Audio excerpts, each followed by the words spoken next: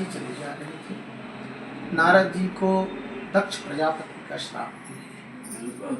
दक्ष प्रजापति के 100 पुत्रों को नारद ने बैरागी बनाया। और फिर दक्ष प्रजापति को पता चला कि मेरे पुत्र सब बैरागी हो गए हैं, जाप कर रहे हैं। तो फिर उन्होंने 1000 पुत्रों को पैदा किया। जब 1000 पुत्रों को पैदा किया तो फिर नारद जी मिल गए। नारायण नारायण, अरे दक्ष पुत्रों कहाँ जा रहे हो? हम लोग पिता के आशीर्वाद से हम लोग सृष्टि का विकास करेंगे, खाएंगे पिएंगे और बस परंपरा को बढ़ाएंगे।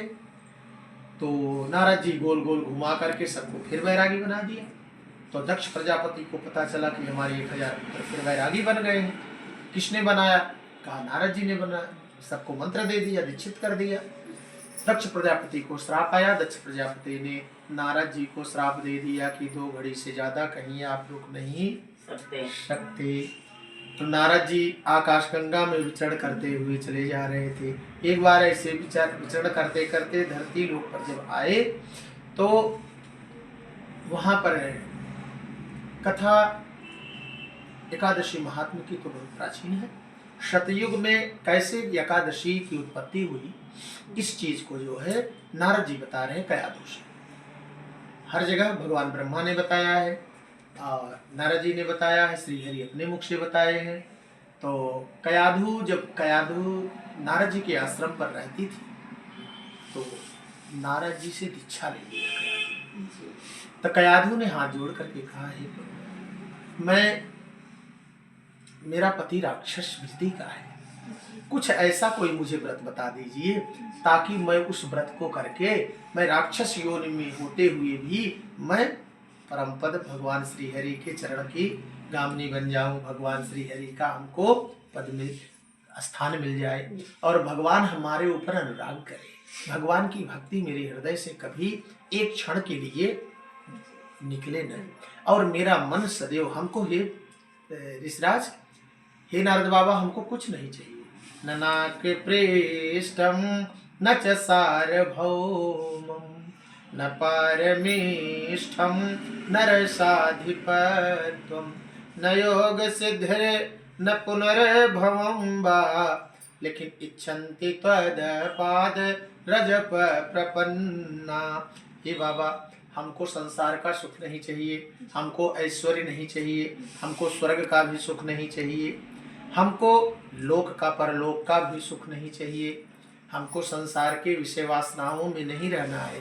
हे प्रभु, मुझे कोई ऐसा मार्ग बताइए ताकि मेरा मन एक क्षण के लिए भी श्री हरि की भक्ति से और उनके चरण से दूर न हो। विषयों के इस संसार में रहते हुए भी मैं भगवान श्री हरि के चरणों की दासी बनी रहूं। ऐसा कयाधु के कहने से नारद जी मुस्कुराए। नारद जी बैठ करके एकादशी व्रत महात्म्य सुनाने लगे। ये देवी, अब मैं तुमको एकादशी व्रत का महात्म्य सुनाता हूँ। एकादशी कौन है? कहा कि स्वयं भगवान श्री हरि जिसमें समाये रहते हैं वो एकादशी महारानी है। कहा तो कैसे इस व्रत का महात्म्य इतना अधिक कैसे हो गया? व्रत तो बहुत सारे हैं लेकिन सारे व्रतों में एकादशी महात्म्य कैसे, व्रत कैसे श्रेष्ठ हो गया? नारद जी बता रहे हैं। सतयुग की बात थी। मुर नाम का एक राक्षस था। मुर नाम का एक राक्षस था। राक्षस इतना प्रतापी हुआ कि देवताओं को पराजित करके देवराज के सिंहासन को अधिपत्य जमा लिया और सारे देवता विलाप करते हुए क्षीर सागर श्री हरि के चरणों में गए और वहां विलाप करने लगे। माँ ने बहुत त्रसित देख करके देवताओं को श्री हरि को प्रणाम किया और कहा, हे प्रभु, ये देवता आपके शरण में आए हैं, आप शरणागत वत्सल्य भगवान हैं। आपके शरण में आए हुए को भूल करके भी जो आपकी शरण में आता है उसको आप अभय कर देते हो। भूले जो तुर पंथ निहारा, को जग बाटे रोकन हारा। तो हे प्रभु, आपकी देवता आपकी शरण में आए हैं और इनका कष्ट दूर करिए। भगवान श्री हरि ने क्षीर सागर में अपने आंख को खोला, देखा देवता विलाप कर रहे थे। देवताओं को विलाप करते हुए देख करके देवराज इंद्र का विलाप देख करके भगवान को दया आ गई, करुणा आ गई।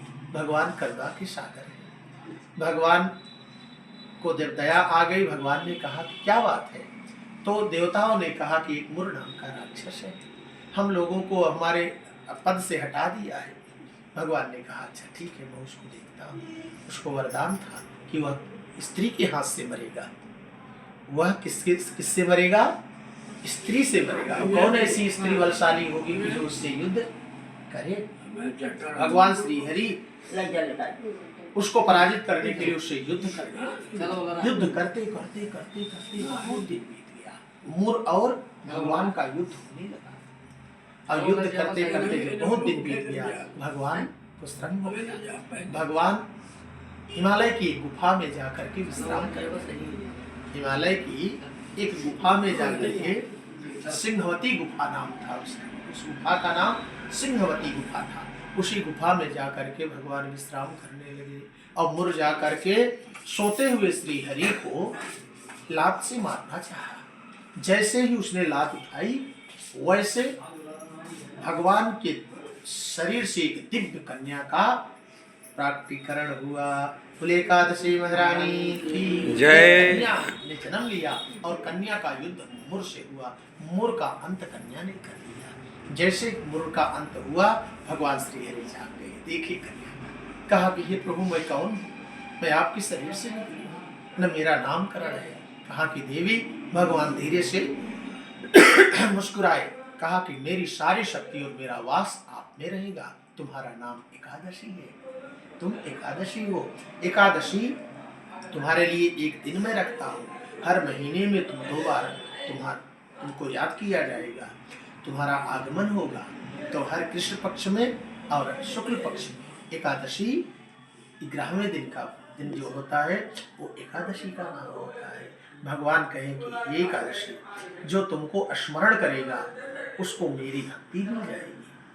उसको जो है योग करने की कोई जरूरत नहीं है, उसको तपस्या करने की जरूरत नहीं है। जो एकादशी को याद करता है, उस श्री हरि को समर्पित होकर के एकादशी के दिन तुलसी माँ को जल चढ़ाता है और एकादशी व्रत करता है। एकादशी के दिन जो चावल का भोग नहीं लगाता है, अन्न नहीं लेता है, उस दिन वह दिन एकादशी पूर्ण कर देती है। और एकादशी व्रत करने वाले को कभी यम का दंड त्रासित नहीं करता है। एकादशी व्रत करने वाले को संसार में यश, वैभव, कीर्ति, भाग्य लक्ष्मी, स्थिर लक्ष्मी, धन धन्यान, पुत्र पुत्रात्व सहज रूप से मिल जाता है। शरीर छूटने के बाद उसको अधोगति नहीं होती है। स्वयं विष्णु के दूत उस भक्त को ले जा करके वैकुंठ में पहुंचा देते। बोले एकादशी महात्मा की जय।